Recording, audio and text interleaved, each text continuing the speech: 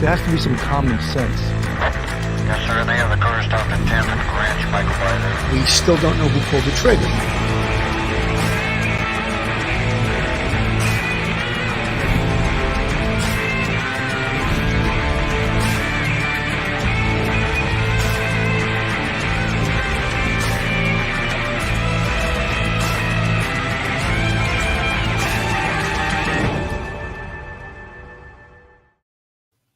Hello, everyone, and welcome to Police Off the Cuff, Real Crime Stories. I'm your host, retired NYPD Sergeant Bill Cannon with 27 years of service, retired out of Manhattan North Homicide Squad. If you folks like real crime stories from a police perspective, you're in the right place. You know, folks, the Uvalde shooting, the active shooter incident, as we've been referring to it as, is over a week old. It's 8 days. And there's been so many more questions than answers. Things that we can't, as law enforcement personnel, we can't really explain. Some of the things that occurred, the why and the how and the what ifs. But we do know that the investigation is ongoing. It's continuing. And one of the things that, right out of the mouth of one of the top law enforcement, former commissioner of several departments, Bill Bratton, said, was that when law enforcement presents these cases at a press conference, they must always add the addendum that this information is preliminary and is subject to change. That really wasn't done in this case. And so it went out there as if it was Bible and if it was the truth. However, as we can see, and as the days turn into a week, we can see that much of the information that went out very early on turned out to be incorrect, turned out not to be true. And now the police and the investigators are backtracking and trying to determine what in fact is true as compared to what in fact wasn't. And initially we were told, the gunman we know shot and his grandmother in the face. That was the first shooting incident. And if we went on the timeline, which also, that apparently happened at 11 a.m., but all of the timeline seems to have been subjected to change, and it's been changing as we speak. And some of the main things with the timeline that changed, of course, when he arrived near the school and crashed the truck into like a ravine, and then shot at the two workers from the funeral home, and then made his way toward the school. And we were told initially that a school safety officer engaged the perpetrator, the shooter. We won't use his real name. And that was untrue. That never was true. And instead, a patrol officer sped onto the campus right by the shooter and confronted a school teacher while the shooter was out in the parking lot. So again, you could see how this information was incorrect. At some point, we were also told that a teacher opens the door, the side door of the school, and props it up open. However, she went out to her car to get something, supposedly some food. It was the end of the semester, end of the school year, and she was getting some food out of her car. And she actually did make it back into the school and shut the door, which was supposed to automatically lock. That's what we're being told right now. And apparently that didn't occur. So all of these things are being changed right now. And we're being told that this is what we know now to be the truth. But it's pretty dangerous to change what is given out as the truth and say, oh, now we have some new truth, because the tendency is for people and press and the public and the parents not to believe what occurred at all. One big thing that has come into question is security at the elementary school. Police originally said that the gunman got in through a back door that had been propped open by a teacher, but now they're saying something different, and this is not the first inconsistency we've seen in this case. What's going on? Yeah, that's right. It seems that we get a lot new information each time we hear these spokespeople representing Texas DPS talk to us. The latest is that this teacher who was said to have propped open a door, apparently she was bringing food back and forth from her car into her classroom. Remember, this was a day of a lot of celebrations at Robb Elementary. They just had an honor roll ceremony. It was almost the end of the year. The story at first had been she had propped the door open, and that's how the gunman got into the school without anyone stopping him. At first, we thought there was a school resource officer. That person apparently was not even at the scene. But we'd always heard that that door was propped open. Well, yesterday, her lawyer said, no, she saw the gunman approaching, ran inside, and slammed the door shut. And that typically, when you close the doors, they automatically lock. That is the security system at this school. Now, though, we're hearing from the Texas police that she did not. Yes, she closed the door, but it did not lock. So more details coming out here. This teacher has not been identified. Of course, she wants to keep her privacy because people would be angry that she had left this door open if the gunman was coming. So she's protecting her privacy, speaking out through a lawyer. It's a really tense situation just about this door, whether it was propped open and whether it actually locked when she pulled it closed. Of course, if it did not lock, that would be a problem with the way the school is supposed to be secured. And Julia, we know that the school police chief, Peter Arredondo, the school district's police chief, has come under fire for his response to the shooting. It's understood that he incorrectly believed the gunman was barricaded in the building and ordered officers to remain outside during the shooting. And we've heard those chilling stories from parents pleading with officers to go inside. And after more than an hour, federal agents reportedly then disobeyed that chief's orders and entered the school and then shot the gunman. So given all of this, where do things stand with this police chief right now? Yeah, that's right. We keep hearing that Chief Arredondo, he is the head of a police force of just 6 that oversee the Uvalde school district. He was the chief, and he's the one who was the commander that day who said there's a barricaded situation, although there are a lot of questions because there were 911 calls coming from the children, and they could obviously hear shots and screaming inside these classrooms. He had decided that there was no more of a threat to life. That's the call you would make when you decide that it's a barricaded subject rather than an active shooter. He is the key person. I think everyone in the media and anyone investigating this incident wants to talk to. Why did he make that call, given the information that he had, and what information did he have that led to that call? He at first was cooperating with investigators. Now we're being told that the Texas police overseeing this investigation have not heard from him in the past 2 days, and they did ask him for a follow-up interview. We should also add the Justice Department will likely want to talk to him as well, because we learned over the weekend they will also be conducting a review into this incident. And so let's dig into that review. What are the next steps into this investigation, and when can we expect more from the Justice Department? Right. So this is called a critical incident review. It has happened before, after shootings. It's really looking forward. It's trying to prevent another tragedy like this from happening and getting best practices out to law enforcement over what they should do in a situation like this. It's not as much looking backwards and holding people accountable, although they will be conducting interviews. As far as a timeline, I'm hearing perhaps a couple of months. It's not something we could see turned around next week. This might not be the place where we get the immediate answers that we're looking for. Those might be more likely to come from the state level, but it should be able to dig into some of these key details on a very thorough level. That at least is what we're being promised from the Justice Department. Important updates on this investigation. Julia, thank you so much. Thanks for watching our YouTube. So, folks, there you have it. There's some inconsistencies there that, anytime anyone is involved in a major incident and they've had time to speak with other people, their story frequently changes, especially once they've had time to speak to an attorney. Could there be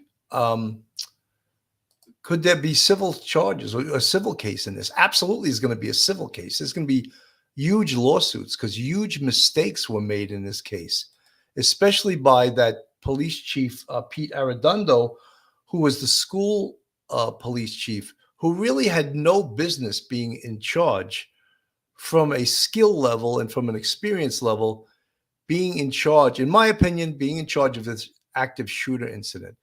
I'd also like to know, what are the protocols? What are the protocols in Uvalde at the scene of a major incident? Who determines and what determines who's in charge? and I'll just refer to the NYPD, is at a major incident. It's written in our patrol guide. The highest ranking member of the service from patrol services is in charge, pending potentially the arrival of the chief of the department. But no civilian member of the police department can take charge at any major incident. It has to be the highest ranking uniform member of the service from patrol services. So it's spelled out on the NYPD. I would like to know if it's spelled out in the Uvalde Police Department, because I question, and many people question, I've listened to some of the top folks in law enforcement across this nation, including Bill Bratton, say that there was just a number of huge errors in this. And the number one error, of course, was the decision not to enter that locked door room and confront the active shooter. People in law enforcement just cannot wrap their head around that, why there was a delay in that, okay? I want to play a little bit of this. They're also saying now that Pete Arredondo now is not making himself available to be interviewed. Now, whether that's true or not, well, we only know the persons that are attempting to interview him, but he may be being told by his attorney to just not be available right now. God, there are still so many questions surrounding specifically the police response to that shooting. In fact, CNN caught up with the school police chief, Pete Arredondo, and that just happened this morning. Let's take a listen to what he said and talk on the other side. Just so everybody knows, we've been in contact with DPS every day, just so you all know. They say Every day. They say that you're not cooperating. I've been on the phone with them every day. They say you're not cooperating. So just 2 seconds. Just so you know, we've been talking to them every day. What I is your appreciate you. what is your reaction? Y'all have a good day. All right, so Glad, there are accusations that the police chief was not cooperating, that he was confirmed to the city council sort of in the middle of the night and no one knew about it. What do we know about what kind of contact he's had with investigators and really where things stand for him right now?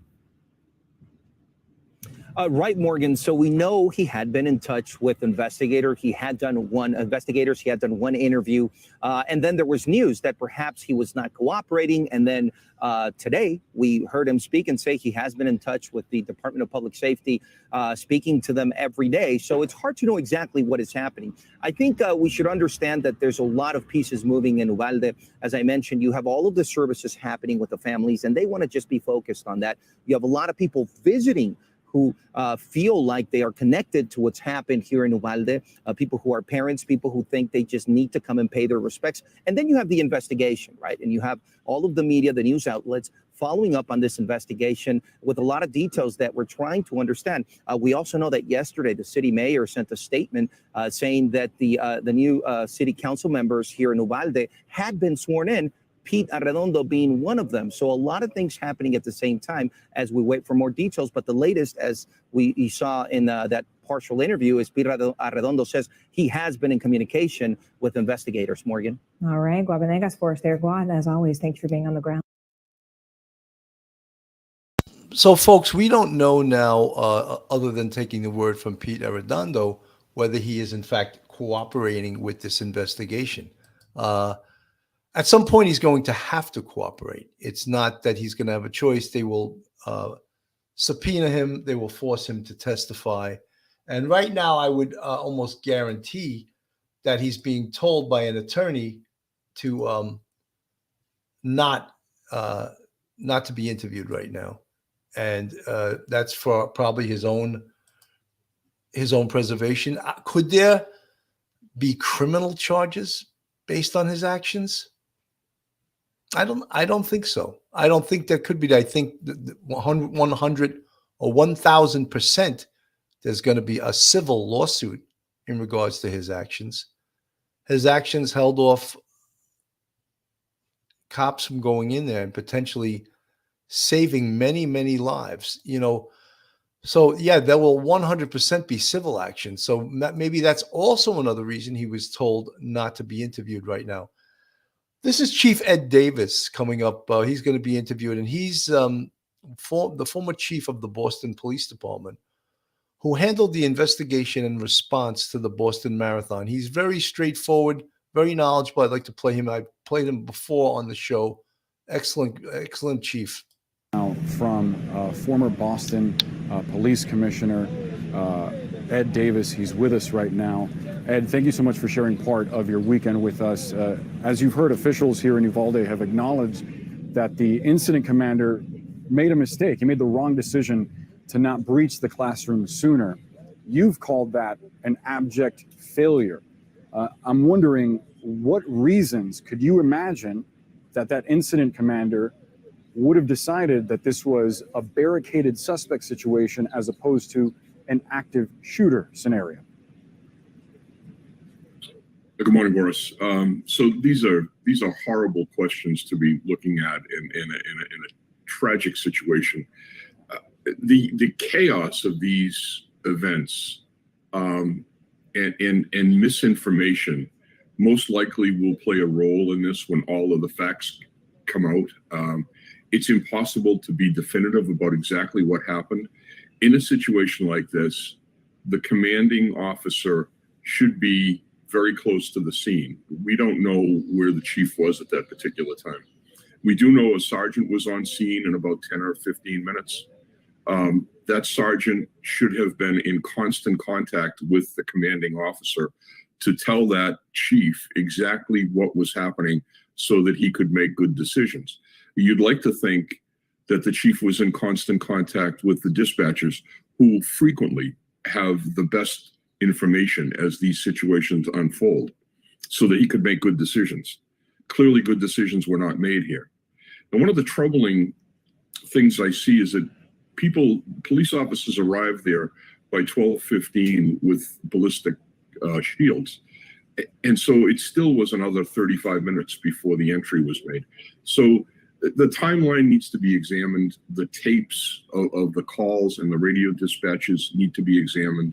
The commanding officer needs to be interviewed to find out exactly what information he was operating on. And then after all that is determined, we have to look at whether or not the system of allowing someone who might not have the requisite experience here actually run a thing like this. If there's somebody on the scene with tactical experience, there should at least be coordination and communication with that particular individual so that the commander can make good decisions. So there's a lot going on here. I want to zero in with you on that breakdown in communication, because as we understand it, there were kids inside the classroom that were calling 911, pleading for officers to breach the room, to go in, and some 19 officers were still in the hallway waiting. There were parents out here who said that they could hear children screaming, that they heard gunfire, and yet the incident commander decided that this was, again, a barricaded suspect situation as opposed to an active shooting situation, which led them to wait. What reasons would they have for waiting? Well, again, we're not certain, but let me try to put this in context as to what it's like standing in the shoes of that commander. That commander is getting information from the radio system. So there are people squawking on the radio about what they're doing and where they're going. At the same time, there are people around the commander feeding them information. And trying to cut through that fog of war is extremely difficult. And then you're pointing out one of the major issues we've had in policing for many years, which is the old-fashioned way we get information to people in the field who are dealing with what's going on. We have a telephone call come in that goes to a call taker, and then the information is sent to a dispatcher, and then the dispatcher sends that information out into the field over the radio. There's no reason in this day and age why we can't get that actual caller in touch with the people that are actually in the field. And we've talked about this for decades, but we've never been able to solve that. So some of these issues that are being pointed out might be able to be solved by technology. It's time for a solid look at that. That commander is getting way too much information. There's an overload of incoming information. And clearly something happened that he wasn't able to cut through to the core of what was going on here. The bottom line is this: if you're in a situation where you've secured everything and then you start to hear gunfire again, there's no excuse not to move immediately. Ed, I do want to ask you about something that a parent told the New York Times, a parent of one of the victims. Said, quote, "We live in this really small town in this red state, and everyone keeps telling us, that it's not the time to be political, but it is. It is. Don't let this happen to anybody else." They go on. "Our baby wanted to be a lawyer. She wanted to make a difference." This is Miss Rubio, the mother of one of the children that was killed. "Please make sure she makes one now." Do you agree? Is it time to be political with this tragedy, with what just happened, given that parents in this community are calling for it? I've heard those statements, Boris, and I'm telling you they're pathetic. A political fix is what's needed here. We need to have a law that tightens up and puts realistic controls over people who are trying to get their hands on thousands of rounds of ammunition and weapons of war who may have psychological problems. The idea that this is political is a ridiculous statement. Of course it's political. We need a politician to pass a law. And I bristle when I hear this after seeing bodies of children in a school. It's insanity. We do.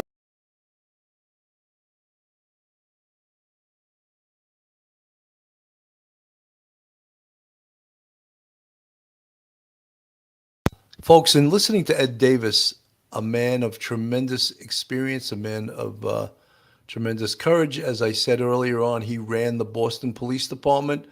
He ran the investigation and the response to the Boston Marathon. So great deal of respect for this man. One of the things that he spoke about was the information that the person, the on-scene commander, what information did he have and when did he have it? I'm not making up any excuses for the on-scene commander. I still think it was outrageous not to go in when he was hearing gunfire, and to claim that this transitioned from an active shooter incident to a barricaded perp situation, to me, doesn't make any sense whatsoever.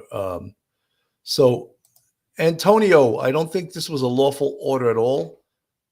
Even if it was, who was going to blame someone from saying, "Forget the order, I'm going in." Antonio, I have spoken about that before. And for folks in the chat, whether in the police service or in the military, police officers are only required to obey lawful orders. If someone gives you an order to stand down and you hear kids screaming and getting shot at in a room, I submit to you that that's not a lawful order.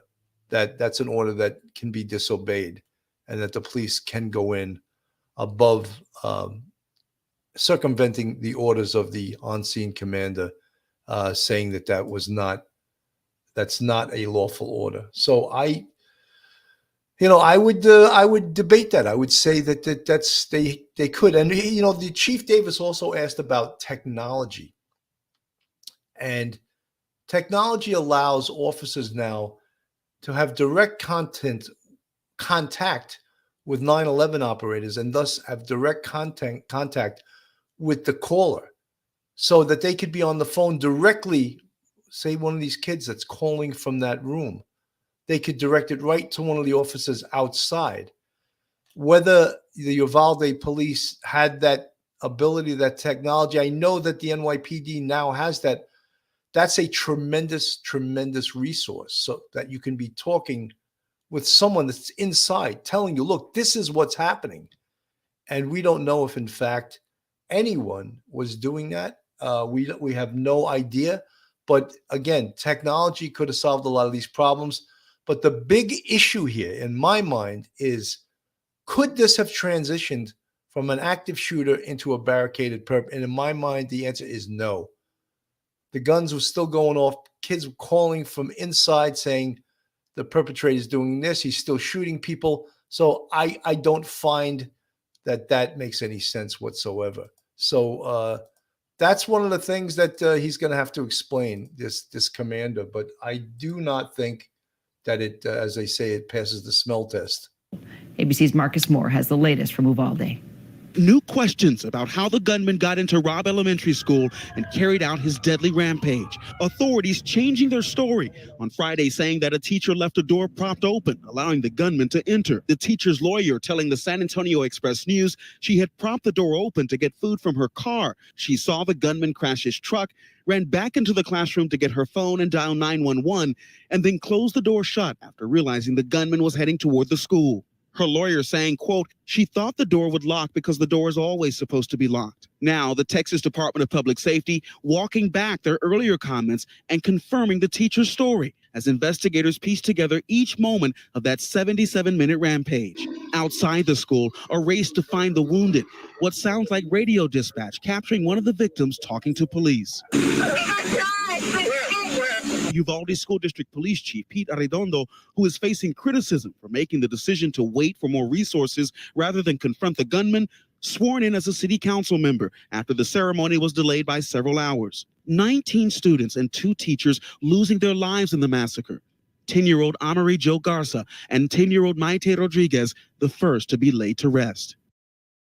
And Kira, people have been trying to find some way to honor the victims, the young lives lost here. The Girl Scouts have posthumously awarded Amory Jo with the Bronze Cross for risking her life to save her friends and classmates by calling 911 before she was shot. There were so many brave children in those classrooms in the midst of the attack here, and we have watched as people for the past several days have come to this school, and you see that memorial that has continued to grow. They've been leaving flowers and crosses and messages, hoping to support the families, but more than anything else, to honor those young lives. Kira. All right, Marcus, thank you so much. And as families and communities grieve the 21 lives lost during that Texas school shooting, teachers became the first line of defense, 2 of them dying in that massacre. This attack coming at a time, too, where gun violence continues to rise in the U.S. The Gun Violence Archive even reporting at least 680 children have been killed and 1,700 others injured so far this year. Teachers are concerned about the safety of their school halls, demanding that more be done. Zeph Capo, the president of the Texas American Federation of Teachers, is one of them. He joins me now. Zeph, tell me what you're hearing from fellow teachers in Texas. They're angry and they're scared. They feel like they've been let down by their state government that continues to allow these types of practices, that continues to allow this unfettered access to weapons that frankly are engineered to take human life. They're especially upset right now that that there was even any consideration of blame of the teachers that gave their lives for students, and that should be even something that is thought about right now was shameful. You know, folks, I agree. Like, to make teachers responsible, they have to be part of the security program. They cannot be held responsible. However, shouldn't there be a protocol? If a school is locked down, or if you want a school to be really secure, if someone must leave by a certain door, shouldn't there maybe be a security person that walks this person to the door, make sure the door is locked, and if the person wants to come back in, somehow allow that person open the door and then relock the door? There has to be protocols. There has to be security protocols. And I think, a security program is only successful when everyone is involved in the security program. So it's to just absolve everyone. You can't absolve anyone. Everyone must be involved in the security program. And that's for sure. And we're reeling from this, and we need our state to do better. We need people to do better for our kids and our communities. So what type of resources are available, Zeph, to teachers and substitutes who are having a difficult time right now just processing what took place at Robb Elementary? Yeah. So I think the one bright spots that we're seeing is communities are pulling together. We've had people coming out to share food and provide funding to support families and what have you. But we know that there are going to be long-term implications. One of the things that our organization is doing is for all of our members, we're actually providing them free trauma counseling. They're able to get that counseling for events like this as well too, online for both teachers and parents. At sharemylesson.com, we're able to provide guidance and support for how do you talk to kids in schools across the country about these types of issues, because every parent and every kid thinks this could be them right now. And this is a conversation that needs to be had so that everyone continues to, to know that we're working to make things better. There are additional resources I think that people can find from the community. The Substance Abuse and Mental Health Administration has great resources for trauma-informed practice and responding. And surprisingly, actually, the Department of Veterans has good resources for dealing with the after effects of mass violence that I would recommend viewers to please take a look at if they feel like they're in need or anyone in their community is. Steph, as you know, again, this is raising a lot of debate on Capitol Hill. You've got lawmakers discussing stricter gun laws. There's many for it, many against it. What do you guys want to see from lawmakers right now? You know, there's probably experts that will be better at providing the policy guidance on this, but just as a teacher, as somebody who's looking at and have dealt with teenagers for decades of my life now, you know, you have to have an actual license at 16 years of age to drive a car. We should make sure that anybody buying a gun that can do this type of damage to a human life has to be licensed in some way. We have to be keeping up with this. We also have to provide insurance. If you harm somebody with that car, you're required to have insurance to make those families whole. And we shouldn't have to depend on donations. We shouldn't have to have this at all. But if something happens with that gun, you should be required to insure it. And we certainly do not believe that anyone 3 days after their 18th birthday should be able to access a weapon like an AR-15. At minimum, they should be required to have a mentor, someone with more experience in handling these types of weapons, work with them. They should have proper training in their use and safety. And frankly, part of that training should include some type of evaluation to determine whether that individual is capable of actually having that type of responsibility. Well, there's a lot of people around the country right now that agree with exactly what you're saying. You know, there's lawmakers, too, that argue that arming teachers with guns is a solution to combat mass shootings. Is this something that you agree with or your organization has even talked about? What did teachers tell you about this? We absolutely fundamentally are against the arming of teachers. We have heard this. It has resounded with our members time and time again. Every time this comes up, that is the first thing we hear. After the shock is over, the next question is, are they going to make us add police officer to our already extended duties as teachers? I can't. You know, folks, they can't force, no one can force teachers to carry guns. I mean, if they became part of the security program by having several teachers armed, that would be up to those teachers that would voluntarily be armed. I'm sure, you know, Texas is a big gun state. I'm sure you would get numerous teachers that would volunteer and voluntarily choose to be armed so that they could protect their classroom, protect their students. But I think this person is talking more like as a teacher union rep, that they don't want this added as an extra responsibility. And yes, the responsibilities for a school teacher are numerous, and they really don't need to be security officer. But you know something? A security program has to be shared by everyone. And I'm not saying that includes carrying a gun, but security is the strongest when everyone is involved in the security program. Folks, this is Police Off the Cuff Real Crime Stories. If you like our podcast, please go on our YouTube, hit that subscribe button. It's free. Give us a thumbs up, ring that bell. If you want to support us, we have a Patreon with 3 different levels. And we also have a YouTube membership with 5 different levels. You see the folks in the chat with the green font. They're part of our YouTube family. They support Police Off the Cuff Real Crime Stories. We're growing our channel, and we're dissecting these cases from a police perspective. Tomorrow night, guys, at 9 p.m. Eastern Standard Time, I have two superstars from law enforcement on the show.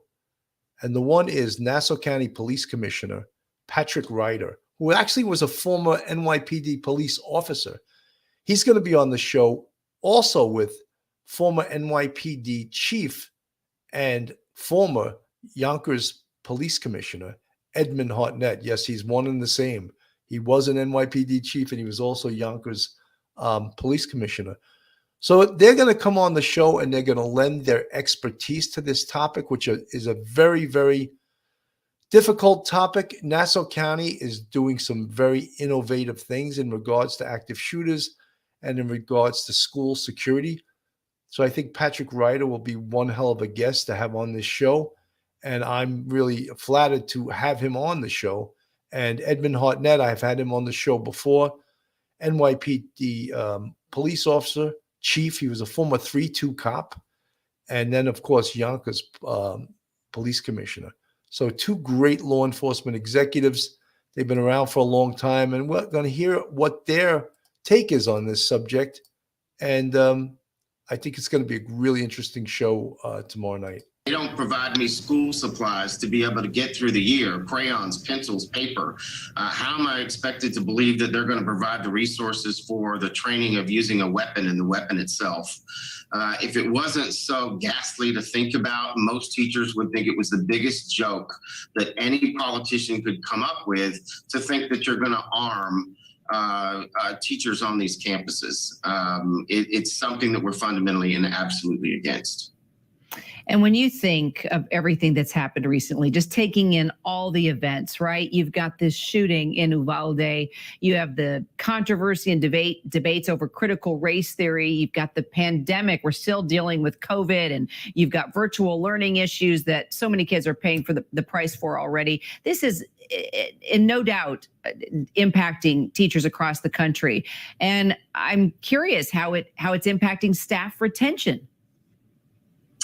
Well, 6 months back in December, we actually surveyed our members in Texas, and 66% of them had told us at that time that they were considering leaving the profession because of everything that was going on and the responsibilities. I can only imagine what they're thinking now after this type of an event. We've got to have real solutions. We have to have actions. No more talk, no more thoughts, no more prayers.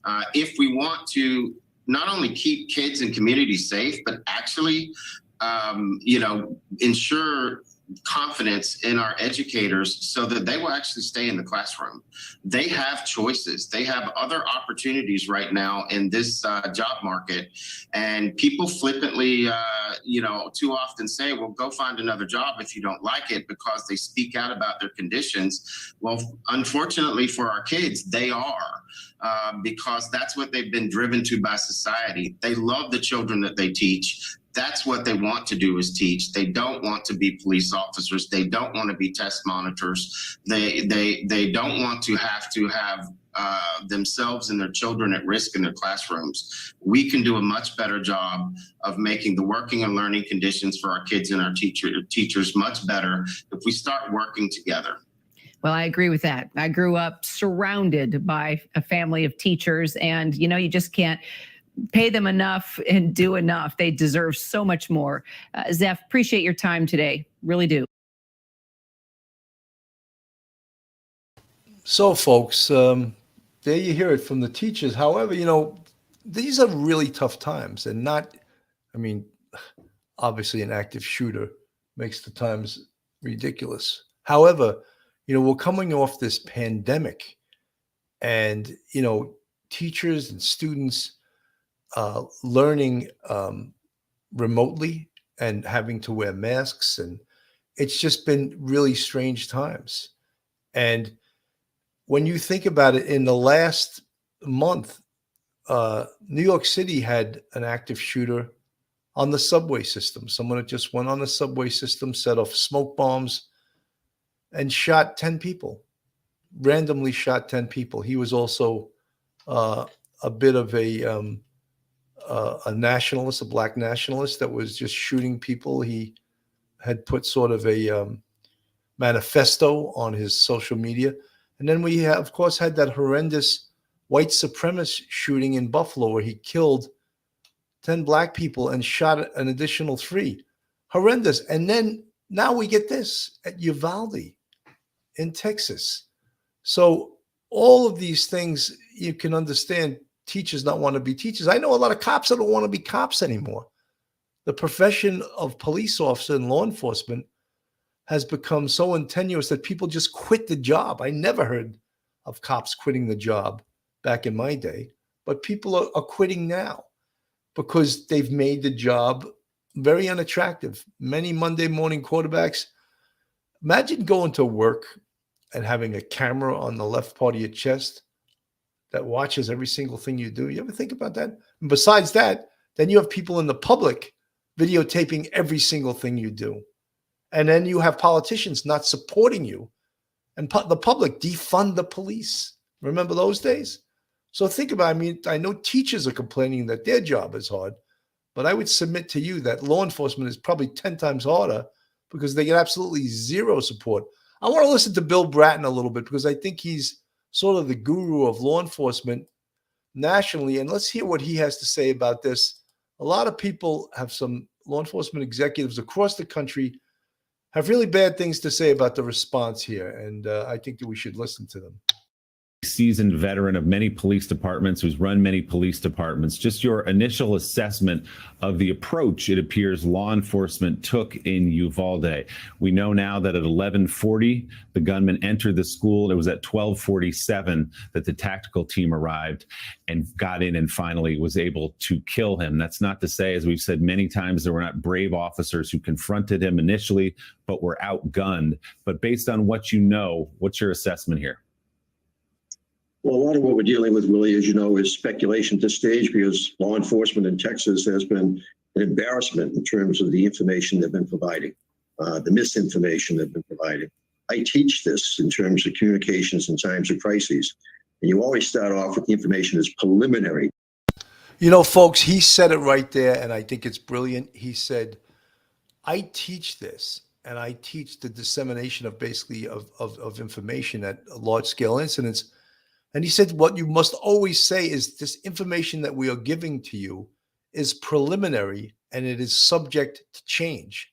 And I don't think they did that in Uvalde, and they gave out a lot of incorrect and bad information that now they're updating and changing totally, and it doesn't give the public confidence in what's going on. Subject to change. The information they've been putting out now 2-3 days after the event has been an embarrassment because there was so much misinformation. So we really don't know at this stage what happened in those first 12 minutes, that first hour. And what we do know is that there seems to have been a violation of the basic tenet of active shooters, which is that you move to the shooter. No matter what, you move to the shooter to save lives.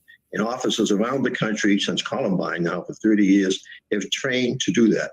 We're going to need to find out in the days and weeks ahead, did this department train for it? Did they in fact do it? I'm now reading news stories about some individual officers who effectively did do that in that school. What's also missing here, really, even 4 days into this event, is there's no schematic about this school. This is not one building. It is multiple buildings, multiple classrooms in multiple buildings. So they should be able to, at this stage, to basically explain, what does this building look like? Where were officers? Where was the shooter? The confusion. Everybody was killed in one classroom. We now find there may be as many as 4 classrooms this individual was roaming through. No, there's just so many unanswered questions, but at this stage of the game, they should be doing a much better job than they have been doing to try and explain what they do know. And it's a mess. It's an absolute mess. Commissioner, how do you explain, we know, we just heard from Ken Delaney, and there is a SWAT unit in Uvalde. We know they've taken new security measures, physical barriers, putting up fences, school resource officers, doubling their budget to keep all these schools safe. How do you explain the delay as you look at this timeline from 11:40 to 12:47? How do you explain that? Well, that's what the investigation that is underway, I would assume, needs to be determining so that they can get information out to the public, to you and the media, to get to the public about what they know at this stage of the game. The doors of those classrooms, do they lock from the inside to try and keep a shooter from coming in? Did that preclude their ability to immediately get into these classrooms? We have no information as to what the inside of this school looked like in terms of what officers were dealing with trying to get into various classrooms. And so again, the news media conference that they're going to do this afternoon, hopefully they'll finally get their act together. Give us some schematics, give us some timelines. I'm not very interested in terms of the 911 calls that came in this 12-minute period of time. The initial shot fired at the grandmother would bring a large police response in that small town to that location. The crash of the vehicle, the shots being fired outside at the two people outside the funeral home, the confusion. One of the things that clears that up is what were officers responding to? It sounds like they're responding to multiple shooting incidents in a very small town. There probably weren't more than 10 or 12 officers working on a shift in that city at that time. We don't have that information. So we're going to have to wait till more information becomes available. But at the moment, they're doing a terrible job of trying to basically control this situation. Hopefully they may get their act together later today with the news conference that's now scheduled for later today. Tracy, good morning. Thanks for being here. So you heard Bill Bratton, one of the premier law enforcement police commissioners. He's been a police commissioner in both Boston, New York twice, actually 3 times. Well, he was the chief of police of the New York City Transit Police in the early 90s. Then he became the police commissioner under Rudolph Giuliani, and then again on Bill de Blasio. So an outstanding, also he was in LA. He was the PC in LA. So very knowledgeable guy. He called the response to this a disaster. He kept referring to schematics. And after Columbine, police were said to be able to pull up a schematic of a school so they could pull up the whole physical layout of the school and know where the areas of egress were, areas of entrance, exit, stairwells, all of those things. And a schematic doesn't have to be in the form of paper. It could be right on their phone. I mean, we have technology today, right? So you pull up the Robb School and you get the whole schematic of the school. That will help the police in responding. And in this instance with an active shooter, to know exactly where the active shooter was and how they could approach the situation tactically. After the Columbine shooting, this was supposed to be something that all law enforcement agencies during their downtime, let's put all the schematics, every single school in a particular precinct, a particular town in our emergency, in our phones, and we could just pull it up like an app. And this way, when we respond to these locations, Antonio, it's not even a file. They could have it as an app on a telephone and just pull it right up on your telephone. Look, this is the 21st century. Most kids know how to use their phone 10 times better than most adults, right? Let's see. General Savage, yeah, and I mean, you could argue gun control. Of course, we don't want assault rifles everywhere, but more important, why are people killing each other? Well, I mean, I think that we can answer that somewhat, and I'm not an expert on it, but mental health seems that all 3 shooters, whether it was New York, Buffalo, or here in Uvalde, all had mental health problems, all had mental health issues that should have raised the red flag and precluded them from buying these type of weapons. However, it seems like it did not. So, those are the things that we have to come together. Basically, General Savage, just make the law so it only includes, guns that normally have giant clips. Well, General Savage, a lot of these municipalities, these large capacity clips, magazines, they're banned, but they must sell these magazines on the black market, and people that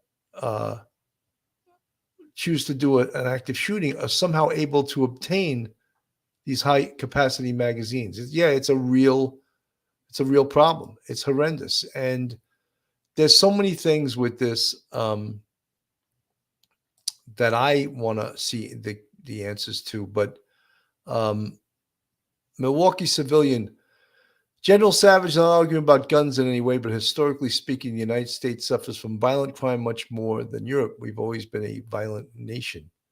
I think that one of the things when people speak about, we've heard a lot about gun control, and people speak about gun confiscation, and they're just looking to do that in Canada. I don't think you could do that in this country. I don't think gun owners who are Second Amendment, pro Second Amendment, that they would put up with that. I really don't think. I think there would be a huge pushback trying to take guns from legal gun owners. I don't think that the government would get away with that, because one of the things also that's been mentioned every time is that people want to be able to protect themselves and protect their family. So if you take the guns away from the populace, are you also going to take the guns away from the people protecting these politicians that are making these decisions? I don't know. I don't think so.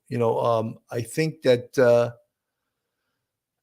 I think that's a no. And politicians can they talk a good story until it affects them, and then they change their mind. So I want to just play a little bit more about the cooperation or lack thereof cooperation of the responding police chief who made this decision not to enter the school.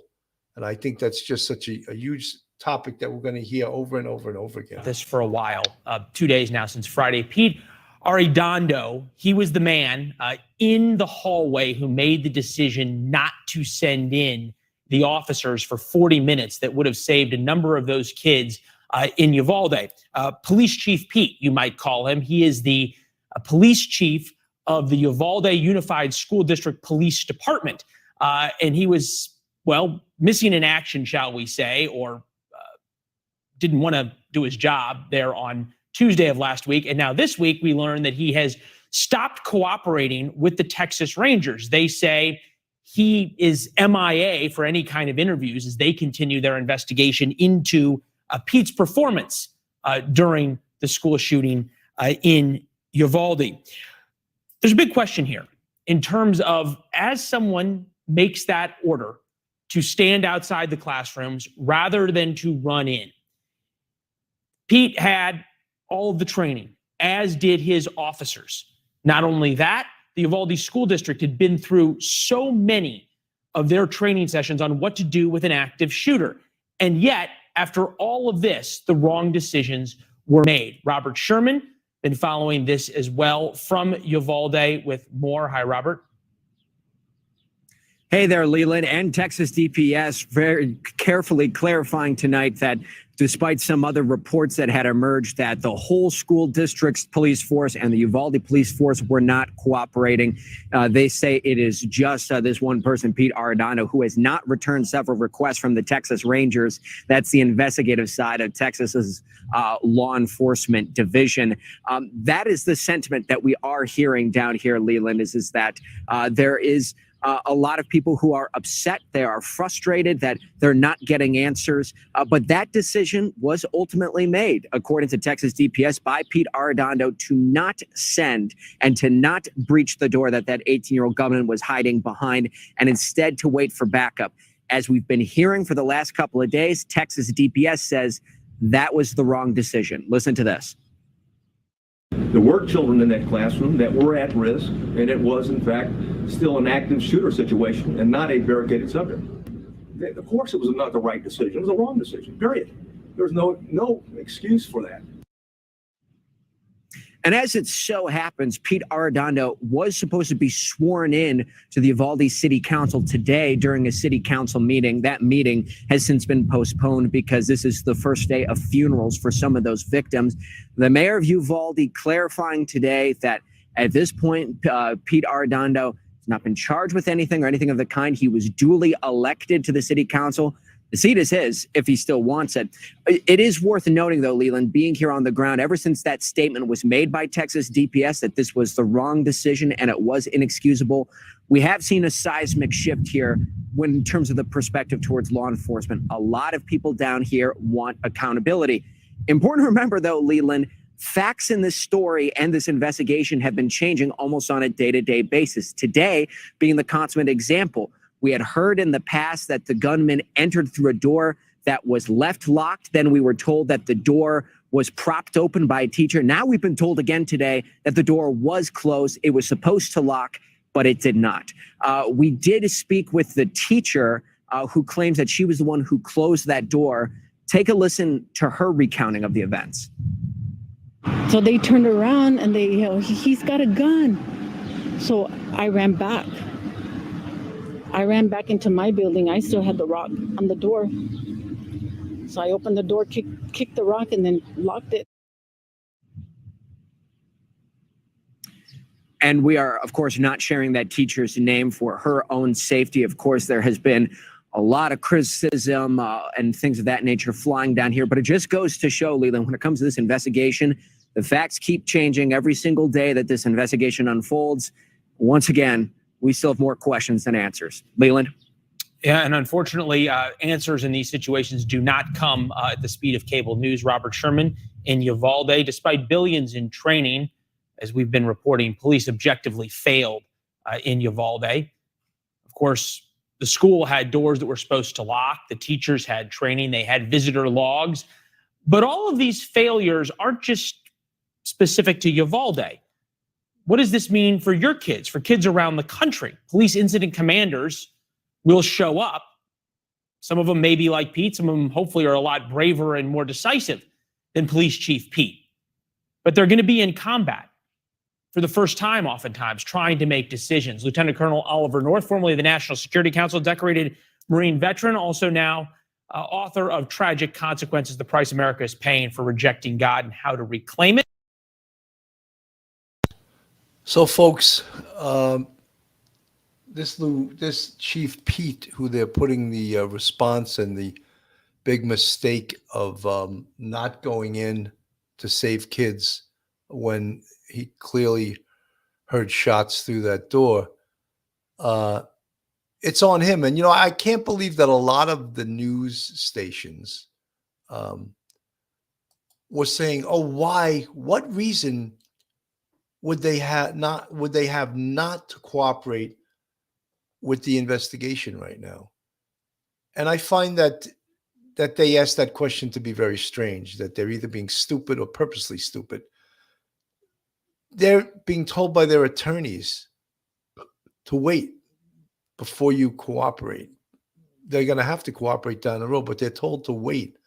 Let's figure out exactly what happened, because whatever you say, you can also be held liable for in a civil lawsuit. So no one wants to throw themselves on the sword. Everyone, of course, may want for this guy, Pete Redondo, to fall on the sword. But,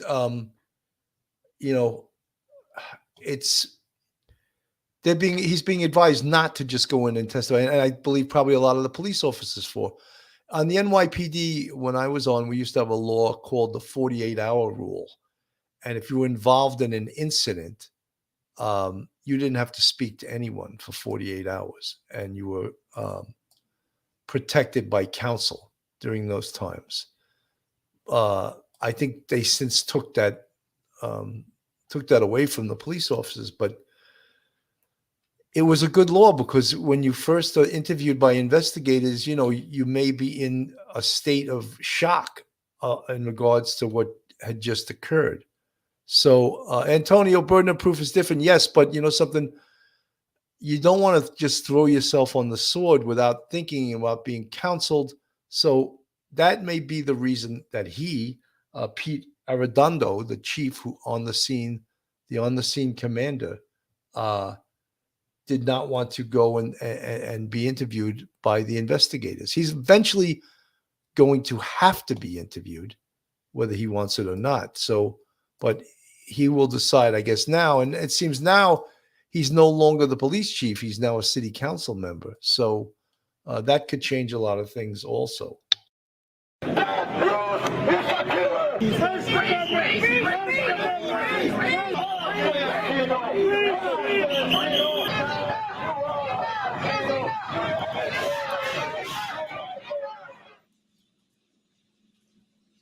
Protesters converged on the convention hall in Houston, where the National Rifle Association had its first convention since the pandemic.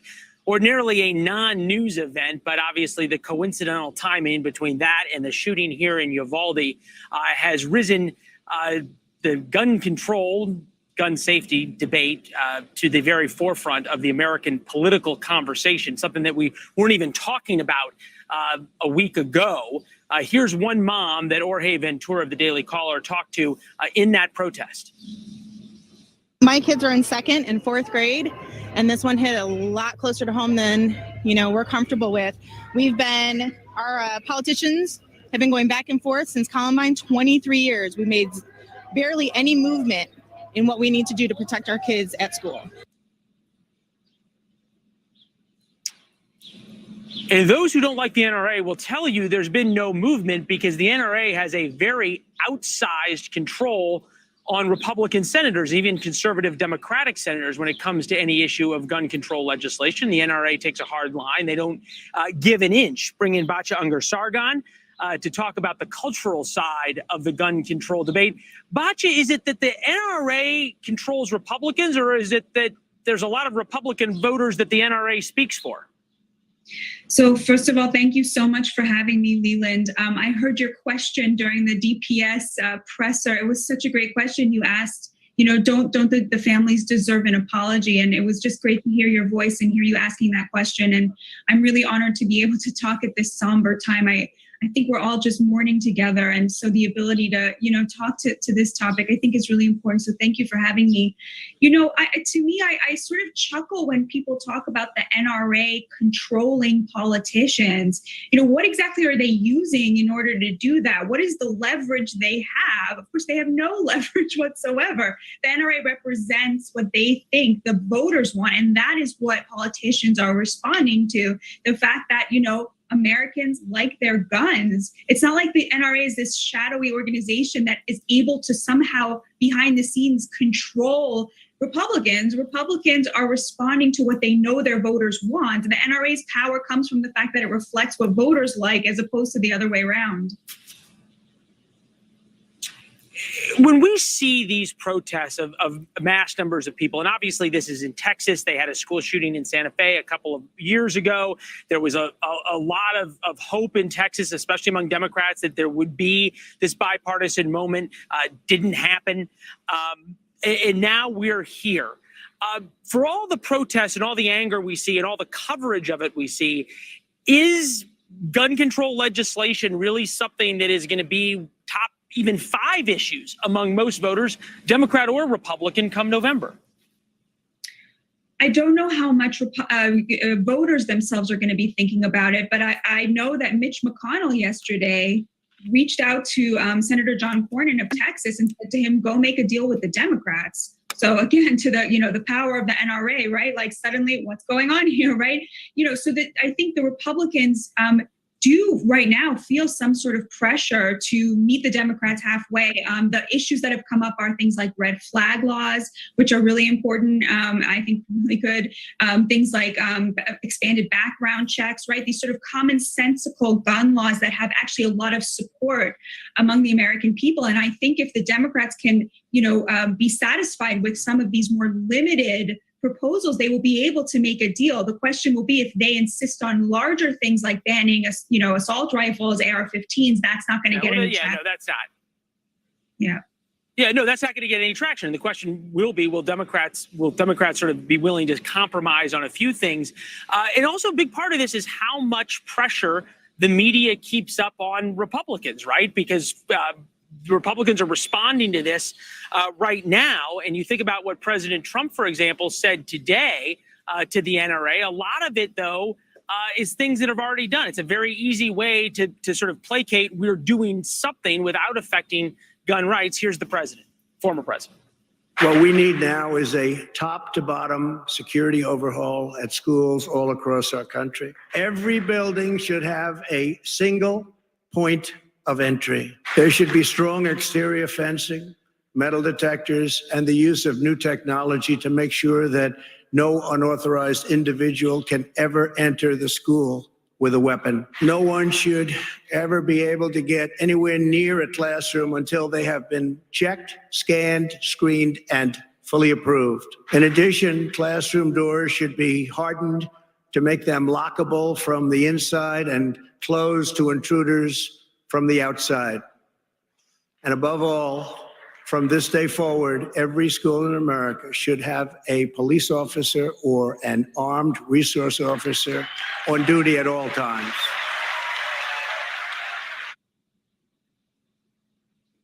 All great things, most of which the school here in Uvalde had, Bacha. Is this sort of enough to placate center voters for Republicans? And I'm thinking Midwest soccer moms, swing voters. Well, they say, yeah, that all sounds good. And Republicans are on board with school safety. So who cares about gun control? So, folks, we've heard a lot of this stuff before. Unfortunately, active shooters incidents happens a lot in this country. So maybe we do have to think outside the box and come up with some real solutions that we haven't thought of before.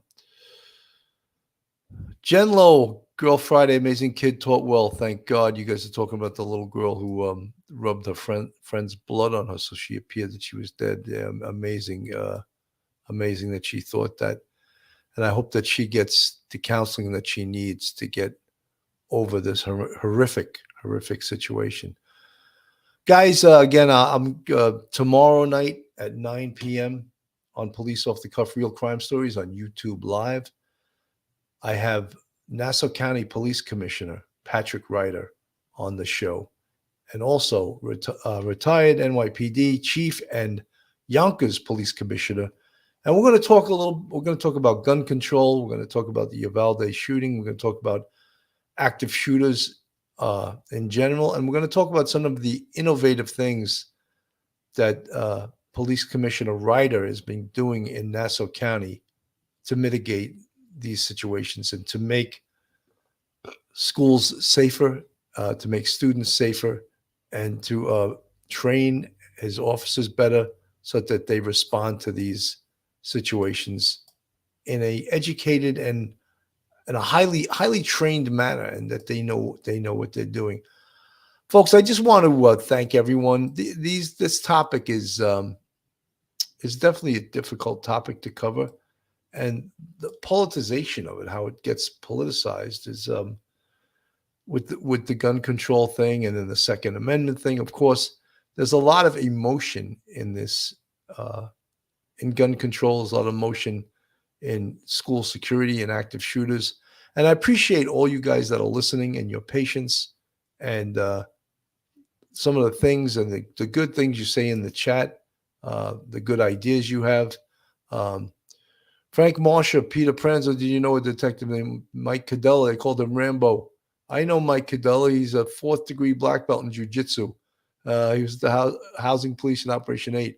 I was supposed to have Mike Cadella on the show. In fact, we're going to do a show about policing and jiu-jitsu. I think it could be a pretty interesting show. So, yes, Frank Marsha, I know Mike Cadella. Design rhythm, it's like a courthouse. Everyone comes in through the metal detector, but if there was a fire, there are exit doors everywhere. Of course, there has to be exit doors for situations like that. Thank you, Antonio. Well done. Excellent episode. Dan won. Thank you, guys. Again, thank all you guys for supporting this channel, Police Off the Cuff Real Crime Stories. And again, we're trying to bring you the top law enforcement topics from a law enforcement perspective. And again, I appreciate all you guys. And don't forget to tune in tomorrow night at 9 p.m. It promises to be an outstanding show. So, folks, have a great night. God bless and stay safe. One episode just ain't enough.